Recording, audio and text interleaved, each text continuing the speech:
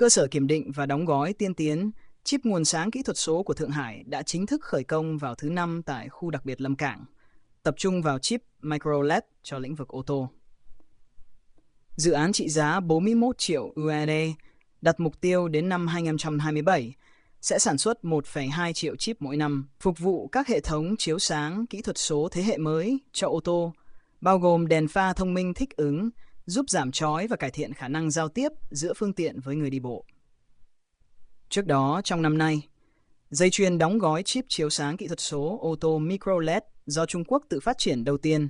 đã được đưa vào hoạt động tại Trương Giang, trung tâm công nghệ cao của Thượng Hải ở khu phố Đông. Trong khuôn khổ kế hoạch 5 năm lần thứ 14, Thượng Hải đặt mục tiêu đạt 70% tự chủ về chip AI vào năm 2027, qua đó giảm sự phụ thuộc vào các nhà cung cấp nước ngoài.